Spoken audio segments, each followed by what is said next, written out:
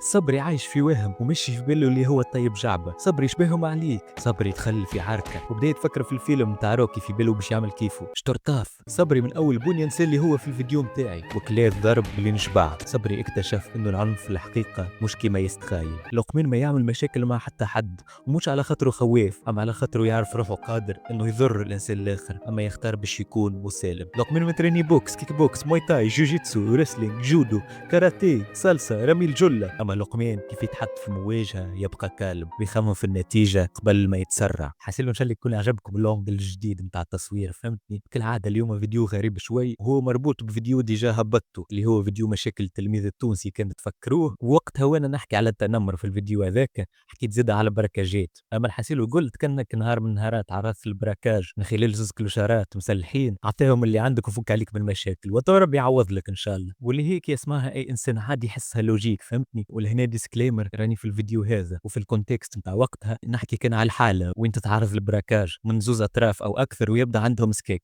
مانيش نحكي على التنمر، مانيش نحكي على عركه، مانيش نحكي على سوء تفاهم، جوست البراكاج المسلح. ولهنا في السياق هذا جاوني بعض الكومنتاريات اللي مربوطين بالدين بالطبيعه كما العاده، على خاطرنا لازم ندخلوا الدين في كل شيء بالسيف. وين قالوا لي راه ما عجبتنيش منك على خاطرك تنصح في العباد باش تهرب ولا تكون جبانه، وراه الرسول صلى الله عليه وسلم وصانا باش في الحاله هذه ما نهربوش ولازمك تبقى تعارك لين تموت وكاك تموت شهيد. واللي هو بالرسمي هو حديث موجود، ما نعرفش كان يطبق على البركاجات 100% ولا، اما ينجم يتأول بالطريقه هذه صراحه. ولهنا المشكل كما العاده ماهوش في الحديث ولا في الدين، او المشكل من الفهم نتاعنا للدين. والموضوع هذا نجموا نعملوا عليه بودكاست يدوم اكثر من 4 سوايع، اما الحسيلو كومنتر كيما هكا يكشف لنا المشكل نتاع التلقين ولا الفيروس نتاع التلقين اللي مبليين به اغلبيه الناس. ومشكل في الدين راهو، اما اي حاجه يقولها لك انسان عنده شويه سلطه مهما كان نوعها ديريكت تاخذ بها من غير ما تخمم من غير ما تخدم مخك وتقولها لانه الحاجه هذه مازالت تمشي مع وقتنا ولا. والجمله اللي قلتها هذه توا هي المحور نتاع الفيديو هذا. زاد نسينا انه ربي قبل ما يهبط لك القران والرسل والاحاديث خلق لك عقل باش تفكر وتبحث به، نجم تقرا وتفهم به القرآن والأحاديث وتعرف الصحيح منها من الغلط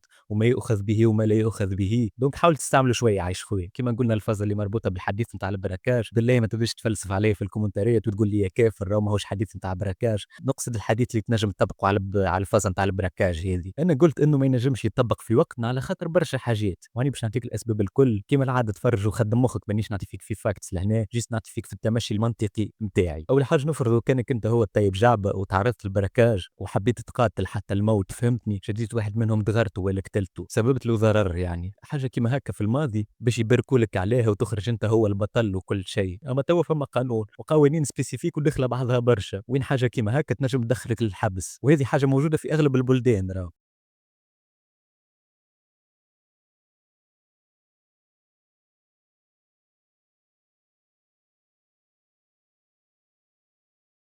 تو نفرضوا لي انت ماكش طيب جعبه وما نجمتش تتغلب عليهم، يا باش يدغرك يخلي لك سيكاتريس يا في وجهك يا في بدنك، والشيء هذا كيف كيف عنده ايفي كبير عليك في المجتمع متاعنا المعاصر، مش كيما قبل. كيف كيف على خاطر لي سيكاتريس قبل علامه على الرجوله وانه الانسان هذاك تعدى بحاجات صعيبه وتغلب عليهم والناس تحترمه. اما كان عندك سيكاتريس توا خاصه في وجهك واللي هو اكثر بلاصه باش يضربك عليها انسان فريرك كلوشار، تخرج من دار الناس باش تولي تغزر لك في نظره غريبه، برشا ناس ما عادش باش تحب تقدم لك خدمات، ما همش باش يقبلوك في الخدم لا في الادارات ولا في الحاكم، باش تدخل اي بلاصه باش يتشحروا لك، حتى باش تمشي تخطب طفله فما شانس كبيره ما همش باش يقبلوك خاطر عندك سيكاتريس. حتى كان تحكي لهم الحكايه ولا نجم يضربوك في بلاصه حساسه كيف كيف ولا يضرب لك عصب ولا ليغامون. ونعرف لهنا دخلنا في حاجات سبيسيفيك على الاخر نتاع انسان متوحد، اما والله حسيته موضوع مهم ولازم نحكيو عليه. كما قلنا كان باش يضربك في بلاصه حساسه باش يسبب لك شلل ولا اعاقه، باش تعدي حياتك كامله على كرسي على خاطرك ما حبيتش تعطي البي سي نتاعك ولا تليفونك لانفينيكس. وحتى نفرضوا كان سبب لك ضرر ومنعت وتطيح وباش تشكي بيه، راه ماهوش باش يعدي برشا بالنسبه للجريمه يحكم عليها 5 سنين، اما بعد محامي كل شيء باش تحلو العقوبه بين 3 العامين، وهو من بعد باش يخرج فرحا مسرورا ويرجع لنفس الصنعه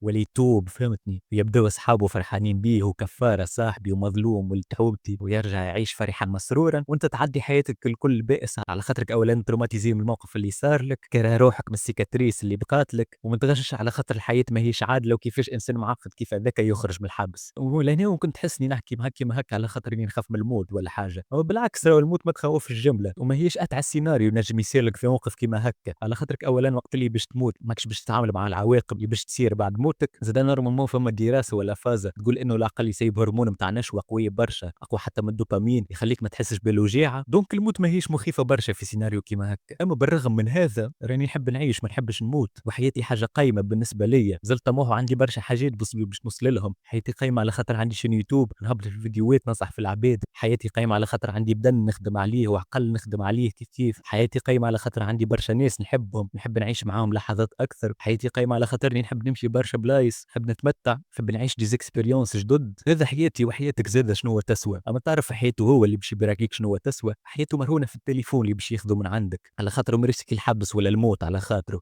وحياته مرهونة في البي سي ولا ال20,000 اللي باش ياخذها من عندك كيف اللي بال باش يمشي بيهم ويشري بهم شوية زتلة ولا يقمر بهم في الاكس بيت ولا في الفرزة. كان ساعتي حضرت هذيك حاجة أخرى، وهذيك ماشي تربي تولي. أما هل أني باش نمشي نبقى في نص الطريق ونستنى كاميونة تجي تضربني باختياري؟ بيان سير لا. كيف في البركاج عندك الاختيار باش تعطي اللي عندك. ممكن تبقى لك شوية هيوميليشن على خاطر واحد شلاكي كيف هذاك فكلك اللي عندك وانت ما نجم تعمل حتى شيء. اما الحياه تستمر وموقف كيما هكا باش تنسيه بسهوله، خير من اللي تبقى تروماتيزي ولا تموت. واخر نقطه نحب نحكي عليها هو الانسان اللي عمره ما دخل في حركه ولا اللي عمره ما تضرب ولا تضرب بنسبه قليله على الاخر وماشي في باله اللي هو بويكا كيف تصير حركه باش يتحول ديريكت ويدرس الضربه نتاع الخصم ويدفلكتي كل شيء ويضربهم ويهرب، ولا يبقى طايحين هكا هو يتفرج فيهم ويبدا يلهث هكا. هذه ناس غالبا مازالت الحياه ما عطتهاش كف باهي ومتوهمين. وقت اللي تتحط في مواجهه بالرسمي مع انسان تحسه مخطر، تحس الموت موجوده في عينيه، تو نشوفوك شنو تعمل. والنقطه هذه سبب من الاسباب الاخرى اللي قلت انه الحديث اللي يحكيوا عليه في الكومنتاريات ما يمشيش مع حاجه كيما البراكاج، خاصه في عصرنا هذا، على خاطر قبل يبدا عمره 16 ولا 17 سنه يبدا شارك في حروب، شاف مصارين نتاع عبد اخر خارجه قدامه، شاف راس تقص قدامه، هو داخل عباد بسيوفه وقاص ريوس ويدين وكل شيء. السيد ديجا ديسنسيتايزد ولا ما عادش يحس ولا يتاثر بالحاجه هذيك. دونك الخوف من مواقف كيما هكا باش يكون من ضعيف الى غير موجود جمله، والشيء اللي باش يخليه يعرف يتصرف في موقف كيما هذا. باش ما نكذبش عليك راني عمري ما تعرضت للبراكاج، بلاصه اللي نسكن فيها وحتى البلايص اللي مشيت لهم ما همش بلايص مخطرين برشا، اما كليت تريح الحقيقه. وراني ناكل في الضرب بصفه متواصله الى حد اليوم، على خاطرين اولا متريني تايكواندو 4 سنين وكل جمعه ناكل في الضرب، وتو نترينا بوكس وكيف كل جمعه ناكل في الضرب. هاي الجون كان ماكش مصدقني. الحاسيل وبالرغم اني ناكل في الضرب دونك ممكن نعرف شويه اكثر منك قيمه الضربه، اما نعرف زاد ان الضرب في العالم الحقيقي لا فما لا رينج لا كوتش باش يحزكم لا حكم، مخطر اكثر وفي عواقب اخيب برشا. دونك انت كانسان لازمك تخمم شويه في العواقب هذيك قبل ما تتسرع. بالنسبه لي في البركاجات الحاله الوحيده وين يجوز فيها القتال حتى الموت هو وقت اللي يبدا معاك انسان تخاف عليه، مثلا تبدا معاك مرتك ولا صاحبتك، على خاطر في سياسيون كيما هذيك باش تبدا سريسي على الاخر، خاصه كان يبدا جروب نتاع 3 ولا 4 كلوشارات باش تبدا خايف لان انت تاكل تريحه وهي يهزوا يغتصبوها. ونعرف الحاجه اللي قلتها تو مظلمه على الاخر، اما انا متاكد يتفل كي يتحط في الموقف هذاك ولا يتخيل الموقف هذاك ديريكت باش يبدا خايف على الطفله اللي معاه لا يغتصبوها، على خاطر نعرف القذاره نتاع برشا رجال فهمت هما ماهوش رجال يبداو حساسين على الاخر ويمشيو بالغريزه نتاعهم. دونك كيما قلنا تبدا معك صاحبتك امك واحد من العائله تخاف عليه، وقتها بالرسمي يولي قتال حتى الموت، ما يسالش حتى تموت مش مشكل. اما مادامك وحدك وخايف لي على بي سي ولا طرف فلوس راه صدقني يتعوضوا لك، اما صحتك النفسيه ولا الجسديه راهي ما تتعوضش. اما ريت بالرغم الشيء اللي قلته هذا الكل في الفيديو هذا ملا تكرار، الله غالب ما عنديش سكريبت، اما ريت بالرغم الكلام اللي قلته الكل هذا ما يعنيش انك ما يلزمكش تكون قادر باش انك تلحق اضرار باي راجل ولا عدو يعترض الطريقه نتاعك. يعني يلزمك تكون كابابلي باش تدافع على روحك، ما تخلي حتى حد يتعدى عليك. والشيء هذا ما تنجم تعمله الا ما تدخل ترينا سبورت دو كومبا وتاكل الضرب على الطاسه نتاعك اللي تولي تعرف قيمه الضربه، ووقتها باش تولي متواضع. اما فرض وقت عندك الاورا ذيك نتاع الانسان المخطر اللي الناس تحترمه. فما مقوله تقول better be a warrior in a garden than a gardener in a war، يعني بالاحسن انك تكون محارب في جنينه خير من انك تكون جنان في حرب. نعرف برشا من الناس يخافوا من انهم يدخلوا للسبور دو كومبا، مشكله يبدا خايف باش يدخل لك سبور دو كومبا ويجي يناقش فيك على البركاجات في الكومنتاريات لا علينا. دونك نعرف برشا الناس يخافوا منها السبور هذه، واللي يبدا عندهم كيما الوهقه هكا من لي سيونس الاولانيين. تو نعمل عليه فيديو ان شاء الله الحكايه هذه، اما جيست تدخل وماكش باش تندم راهو، والناس اللي باش تقابلهم غادي ناس جونتي على الاخر. دونك كيما قلنا ادخل ترينا سبور دو كومبا وما تكونش طيب جعبه بالله. بالله جماعه اللي ام ام سبور دو كومبا كان فما واحد دخل معاكم جديد ولا يدز في صدره من اول شهر شدوا ضرب كله على راسه. دونك قلت لك يا برو تعلم تكون انسان حربي، اما زاد انسان كالم وانسان يستعمل العنف كان وقت اللي يستحق بالرسمي. ضيعش وقتك وتكون كيما كالعبد المعفطين. ساعات يصدم فيك واحد في الشارع ولا واحده مش تقول لك حل عينيك، ما تكسرش راسك برشا، تقول لها ولا تقول له سامحني ما صار شيء وتعدى على روحك، خير من اللي تبقى تناقش معاه ولا معاه في الفارغ. هي باش تقول لك حل عينيك بشويه وانت باش تقول لها راني ما ريتكش ولا بعد شويه. هي باش تقول لك بلا بلا بلا بلا بلا، ولا باش يقول لك بلا بلا بلا بلا بلا، خاصة يبدا راجل كبير وانت باش تقول له لا لا لا لا، تبقى هكاك اللي في الاخر باش توفى بالعنف ولا باش توفى باوكي ما صار شيء، وين كنت نجم تقول كلمه واحده وتتعدى على روحك. دوك من غير ما تنفستي وقتك في المواقف الزايده هذه، جيست وقت اللي تمس الشرف ولا الاحترام بتاعك وقتها مثال شو صدم. اما تعلم تتحكم في مشاعرك وقتها بركه تنجم تكنترولي اي سيتوياسيون تتحط فيها، ولا حل اخر ولي فرير ولي براكي العباد هكاك اسهل. دونك من غير ما ننكروا ان العنف هو بارتي مهمه من شخصيه الراجل ويلزمو يتعلم كيفاش يتحكم فيها، كيفاش يتحكم في حاجات اخرى من الرجوليه نتاعو. دونك هذا الفيديو هذا تفرج فيه برشا حاجات ينجموا يعاونوك. حط سبسكرايب وان شاء الله نهار جديد.